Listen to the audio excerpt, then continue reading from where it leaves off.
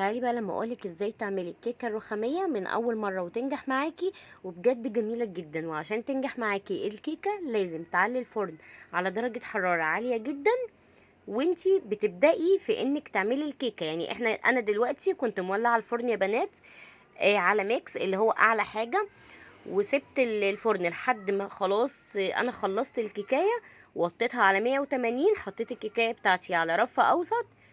بجد عايزه اقولك كانت اسفنجيه، انت هتشوفي بنفسك. هنا يا بنات انا جبت 5 بيضات، ويفضل ان انت البيض تحطي بيضه بيضه، لان في الشتاء في الصيف اسفه البيض احيانا بيبوظ، بتبقى ريحته مش مستحبه او لونه مش مستحب. دي بتبقى بيضه فاسده فما تستخدمهاش. انا الحمد لله حطيت ال5 على بعض وكانت كويسه. حطيت عليها 1.5 كوباية من السكر، وحطيت طبعا فانيليا، وضربت بالمضرب زي ما انتوا شفتوا كده لحد ما تبقى معايا كريمي. افضلي اضربي فيها لحد ما لونها يفتح جدا والسكر يختفي تماما. وكمان الكمية بتزيد جدا زي ما انت شايفة كده. انا نقلتها في بولة تانية عشان الكمية زادت، وحطيت يا بنات 2 كوباية من الحليب، وفضلت برضو اكمل ضرب. بصي في المرحلة دي انت تقدري تحطي اللي انت عايزاه. لو انت عندك زيت حطي زيت، عندك سمن بلدي، سمنة عادية، زبدة، فيرن كريستال، جنة، الموجود عندك استخدميه. انا هنا يا بنات حطيت نص كوباية زيت على سمن. انا طبعا معيراها بعناية، يعني انا عارفة معياري، بس انتي عايري نص كوباية زيت على سمن. ما تكتريش المادة الدهنية، لان احنا عايزين الكيكة تبقى اسفنجية، ومعروف عن الكيكة الاسفنجية ما بيتحط لهاش مواد دهنية. فضلت اقلب كويس جدا، وبعد كده جبت المنخل، نخلت يا بنات 3 كوبايات من الدقيق. ادي اول كوبايه، والتانية والتالتة انا مش عارفه متصورين ولا لا، بس هم يا بنات 3 كوبايات بالظبط. وهاتي بقى ربع كوبايه من الكاكاو الغير محلى. كاكاو خام يا بنات، يكون كاكاو خام غامق فاتح بقى زي ما تحبي. انا ده كان عندي فاتح فاستخدمته، ولكن هي بالغامق بتكون افضل يعني، مش كطعم ولا حاجه، ولكن بتكون كويسه بالغامق. بيبقى لونها شوكولاته قوي، بتبقى بنيه قوي. هنا انت زي ما انت شايفاها كده هي فاتحه، وانا كنت مهما اديها في الكاكاو هتفضل فاتحه لانه كاكاو فاتح. بس يا بنات نزلتها بقى كده كلها، وهنا انا كنت رحت هديت الفرن على 180. وبعد ما تحطي الكيكه في الفرن اوعي تفتحي عليها الفرن لمده على الاقل خالص نص ساعه.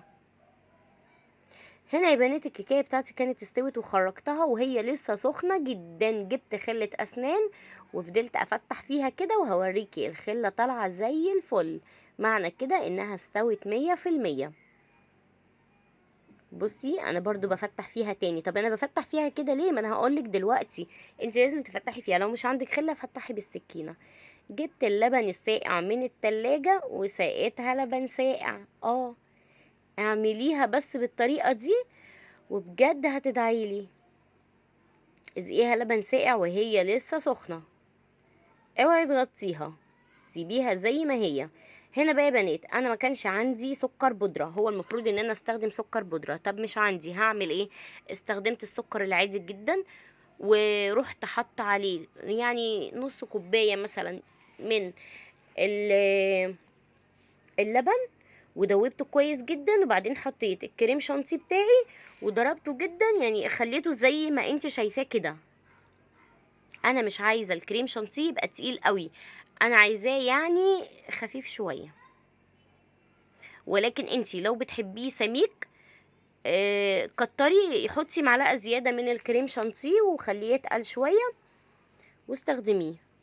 هنا بقى يا بنات انا حطيتها في التلاجة لمده ساعه بالظبط، ورحت جايبه شوكولاته سما.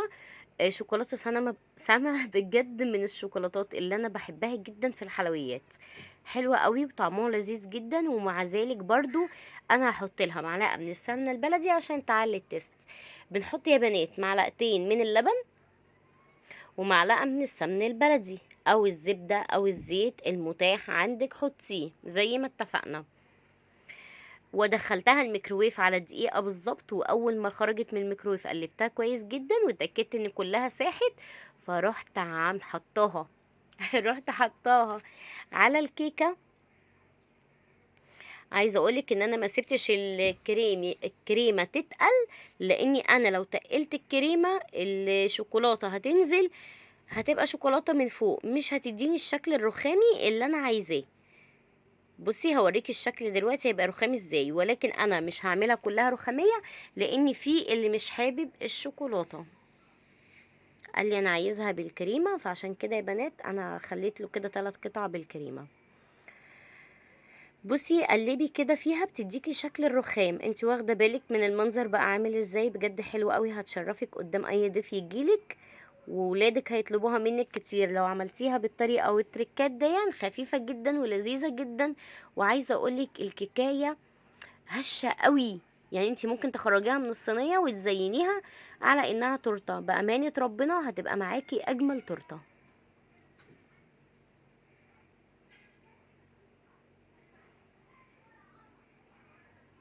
طب انا سرحت في ايه مش عارفه، ماشي ما علينا يا بنات، ما تسرحوش انتوا بقى. بصي شايفه الكيكايه عامله ازاي؟ بصي بقى من قريب، بصي وانا بقطعها، الله ايه ده؟ ده بجد ده قطن مش سفنج، حلوه قوي وطريه جدا وطعمها لا بجد خيال بجد، ومسقيه بقى لبن، انت متخيله؟ طبعا فرفر ابني كان واقف جنبي فهو بيحب الكريمه، فدوقته اللي هي بالكريمه، قال لي الله يا ماما جميله. يلا بقى انا مستنياكم انتوا كمان تقولوا لي رايكم في الكومنتات بعد ما تجربوها، واشوفكم على خير، مع السلامه.